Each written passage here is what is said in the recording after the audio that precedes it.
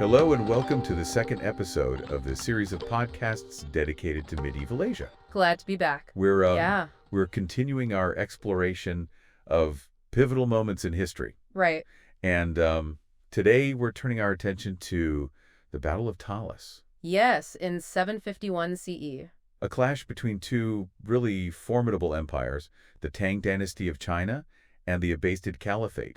Control of Central Asia was at stake. Yeah. So this battle... Big stakes. Yeah, it was a turning point in the history of the region. Oh, absolutely. So, the Silk Road was a network of trade routes connecting east and west. Right. And it played a really crucial role in setting the stage for this conflict. It wasn't just about silk, though, was it? No, it was a conduit for all sorts of things. Oh, really? Yeah, goods ideas, religions. Oh, wow. Fueling economic prosperity and cultural exchange for both these empires. So control of the Silk Road meant more than just the economic gains. Absolutely. It was about projecting power. Influence across a vast region. For the Tang Dynasty? Yes. The Silk Road provided access to resources like horses. Crucial for their military. Right, and of course it brought new artistic and religious influences into China as well. Yeah, enriching their culture. But the Abbasids saw the Silk Road as a source of wealth. Of course, through trade. Right, and also an avenue to spread their influence and the Islamic faith eastward. That's right. And both of these empires were expanding their reach into Central Asia, weren't they? The Tang Dynasty had been steadily expanding westward for decades, establishing a military presence, securing key trade routes. They were also engaged in conflicts with neighboring powers. Oh, right, like the Tibetan Empire. Exactly. So they were already showcasing their military strength. Yes, very much so. Now, the Abbasid Caliphate, they had just overthrown the Umayyad Caliphate in a revolution. That's right. So they were eager to consolidate their power. Yes. And they saw Central Asia as a prime target for expansion. They did. So this brings us to the Battle of Talas. Yes. Can you tell us more about the key players involved in this clash? Well, on the Tang side, we have General Gao Shanji, a seasoned commander known for his successful campaigns against the Tibetan Empire. So a formidable opponent. Oh, yes. His reputation as a brilliant strategist preceded him. And leading the Abbasid forces. Yes, we have Abu Muslim, a strategic mastermind who played a crucial role in the Abbasid Revolution. So essentially the architect of their rise to power. Yeah, you could say that. So two brilliant military minds leading their respective forces. A real clash of the titans. It must have been a clash for the ages. It was. But I understand it wasn't just a straightforward confrontation between these two empires. You're right about that. There were other groups involved. Yes. Like the Karluk. The Karluk's a Turkic tribal confederation. Right, and their involvement proved decisive. They did. They initially allied with the Tang Dynasty, but switched sides mid-battle. Oh, wow. Yeah, a betrayal that dramatically altered the course of the fight. Why would they do that?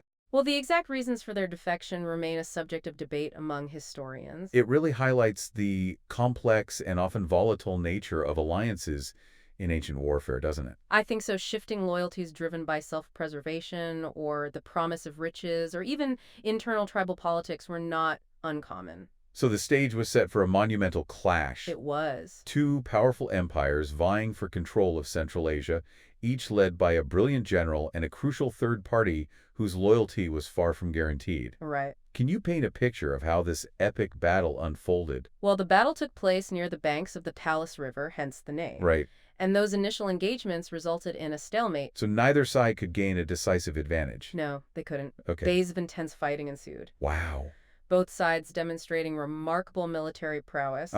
It was a grueling back-and-forth struggle. So the outcome was hanging precariously in the balance. It was a very tense situation. It must have been a chaotic and brutal scene with thousands of soldiers engaged in fierce combat. Oh, it was. Can you tell us about the tactics and weaponry employed by both sides? Sure. Both the Tang and the Abbasids utilized a combination of infantry and cavalry, reflecting the military doctrines of the time. Right. The Tang army was renowned for its disciplined infantry, armed with spears and swords, and the particularly formidable Tang crossbows. Known for their range and accuracy. Exactly. They could unleash devastating volleys of bolts upon the enemy. The Abbasid forces, on the other hand, they were known for their skilled cavalry. Yes, particularly their heavy cavalry.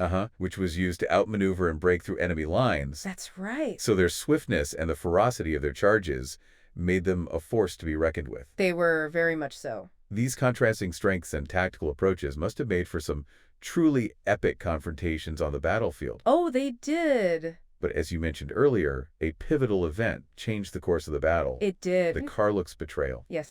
Could you walk us through how this unfolded and what impact it had? Sure. Well, the initial stalemate was broken dramatically when the Karluks, for reasons we can only speculate on, Right? abandoned their Tang allies and joined forces with the Abbasids. Oh, wow. They launched a devastating attack on the Tang flanks, while the Abbasid forces pressed their attack from the front. The classic pincer movement. Exactly. A classic military tactic, and it proved too much for the Tang forces to withstand. So their lines crumbled under the combined assault. They did. And that led to a chaotic rout. It did. What a devastating turn of events for the Tang Dynasty. It was. Their carefully laid plans and initial successes all undone by this sudden betrayal. Yeah, it really changed the tide of the battle. Could you tell us more about the aftermath of this rout? Well, despite the chaos and heavy losses suffered during the rout, there were indeed displays of valor on the Tang side. Oh, really? One Tang general, Li Sisi, Okay. despite being outnumbered and outmaneuvered, fought with incredible bravery, inflicting heavy casualties on the pursuing Abbasid forces. A glimmer of heroism amidst a crushing defeat. You could say that. General Li Si's bravery is a testament to the courage and discipline of the Tang soldiers. Absolutely, even in the face of overwhelming odds. So the Abbasids emerged victorious at Talas, but what happened next? Well, despite their decisive victory, Uh-huh. the Abbasids surprisingly did not push further into Tang territory. But why is that? There were several factors that contributed to this decision. Okay. Internally, the Abbasid Caliphate was facing its own challenges. Yeah. Abu Muslim, the architect of their victory at Talas, fell victim to political intrigue Oh, wow. and was executed by the Caliphs. So the very man who led them to victory Yes. was ultimately undone by internal power struggles. It just goes to show the volatile nature of power. Yeah, even in moments of triumph. Exactly. But what about the Tang Dynasty? Were they in any position to mount a counteroffensive? Sadly, no, they weren't. Unfortunately for the Tang Dynasty, they were soon engulfed in a major internal crisis. Oh, what was that? The Lushan Rebellion, Okay. led by a Tang general named Lushan. Right. And it erupted just a few years after the Battle of Talas. So it drained their resources and manpower. It did. And forced them to withdraw from their Central Asian outposts and focus on internal stability. That's right. So both the victors and the vanquished Yes. found themselves preoccupied with internal challenges, They did. preventing either side from fully capitalizing on the situation in Central Asia. Exactly. What a turn of events. It really is quite remarkable. Yeah, it really was a pivotal moment. So it wasn't a simple case of one empire replacing another? Right. It created this power vacuum in Central Asia, Okay. which would eventually be filled by other groups. It's interesting that it wasn't like a simple, straightforward transition of power. Yeah, it was much more fluid. Uh-huh. More dynamic. Exactly. But the battle did have some long-term consequences, right? Oh, it did. Absolutely. Like what? One of the most significant was the spread of Islam into Central Asia. Okay. With the Tang presence weakened, Right. the Abbasids, despite their internal struggles, they were able to exert greater influence in the region, Okay. and that facilitated the adoption of Islam by many local populations. So the battle indirectly contributed to this major shift in the religious landscape of Central Asia. You could say that. So what happened to Buddhism? Well, Buddhism didn't completely disappear, Okay. but its influence declined. Uh-huh. The rise of Islam, along with other political and social changes, led to a gradual shift in religious practices. Right. So Buddhism eventually became less prominent in the region. Yeah. It's amazing how these historical events Yeah. can have such ripple effects. They do. Not only political boundaries, That. but religious and cultural landscapes over time. Exactly. And the political landscape was reshaped as well It was. by the Battle of Talas. Yeah. Because it paved the way for the emergence of new powers like the Karakhanid. The Karakhanids, Right. a Turkic dynasty that embraced Islam and rose to prominence in the wake of the Tang's decline. So the battle led to a more fragmented and dynamic political situation, Yes, it did. with new players emerging to fill the void left by the weakened Tang Dynasty. Exactly. It's fascinating how a single event can have such wide-ranging and long-lasting consequences. History is rarely neat and tidy. Yeah. It's full of unexpected turns, Yeah. shifting alliances, and these events that just reshape the course of entire regions. Now I want to talk about something else. Okay. A specific aspect of the battle's legacy Okay. that has been a subject of debate among historians. Right. the spread of papermaking. Oh, yes. There's this popular narrative that Chinese prisoners of war captured at Talas introduced papermaking techniques to the Islamic world. Right, and then it spread to Europe and beyond. That's right. It's a compelling story. Yeah. It suggests a direct link between this battle and this pivotal technological advancement. Which changed the course of human history. Yeah. But I understand that recent scholarship has challenged this narrative. It is. Suggesting a more nuanced picture. A more complex picture. So recent research has cast doubt on the idea that the Battle of Talas was the singular catalyst for the transmission of papermaking. Right. While it's true that Chinese prisoners of war may have possessed knowledge of papermaking, they probably did. Evidence suggests that paper was already present in Central Asia before 751 CE. That's right. So what kind of evidence supports this alternative view? Well, for one, archaeological discoveries have unearthed paper fragments in Central Asia. Wow. Dating back to the 4th and 5th centuries CE. So well before the Battle of Talas. Yes, well before. That indicates that paper was at least known in the region. It was. Even if it wasn't widely produced or used. Right. So the idea that paper was completely foreign to Central Asia before the arrival of Chinese prisoners of war is not supported by archaeological evidence. No, it's not. Is there anything else there is. that points to a more complex story? Analysis of early Islamic paper from the 8th century reveals the use of rag fibers as the primary material. Whereas Chinese paper of that era primarily used bast fibers. So this difference in materials and techniques suggests that Islamic papermaking may have developed independently, or at least incorporated pre-existing knowledge and practices from within Central Asia, rather than being solely a result of Chinese knowledge transfer. That makes sense. It does. The spread of technology and ideas is rarely a simple linear process. Yeah, it often involves multiple sources, Right. adaptations, and innovations that blend together over time. So, while the Battle of Talas might have played a role in the spread of papermaking, it was likely part of a much larger and more complex process. Professor. It highlights the importance of looking beyond single events. Yes. And considering the broader context when studied the transmission of knowledge and technology across cultures. Right. Now we've discussed the spread of Islam Yes. and the decline of Buddhism. But I'm also curious about other cultural exchanges that may have resulted from this clash of civilizations. Were there any notable artistic or intellectual influences? It's a good question. Yeah. Historians are still exploring the extent of cultural exchange between these two empires. But there's growing evidence of cross-cultural influences, particularly in the realms of art and science. What are some of the areas where these influences are most apparent? One area is the influence of Chinese art and aesthetics on Islamic art, particularly in ceramics, textiles, and calligraphy. Islamic pottery from this era.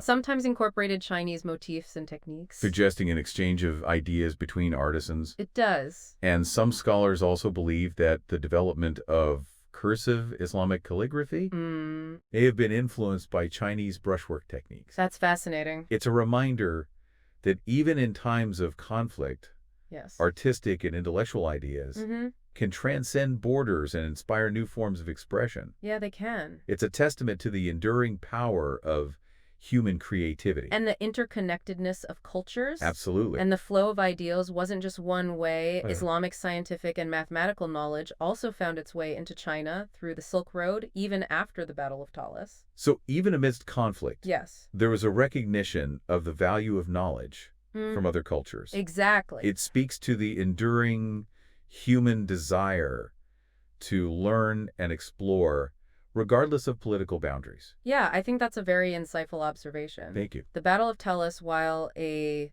significant historical event, should be viewed as one chapter in a much longer and more complex story of cultural exchange between East and West. A story that continues to unfold even today. It does. This leads to a thought-provoking question. What if the outcome of the Battle of Talas had been different? What if the Tang Dynasty had prevailed?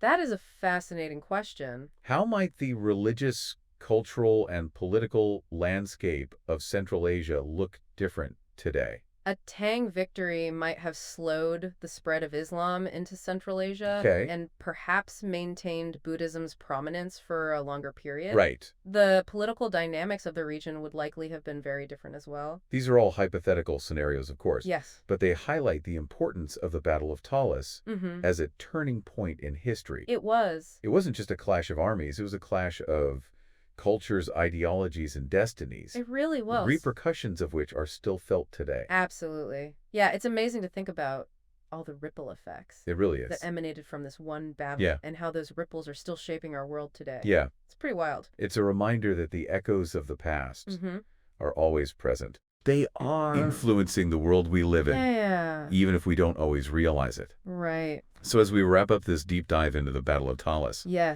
I'm struck by the sheer scope of its impact. Yeah, me too. It's a story that encompasses empires and trade and religion and technology and cultural exchange.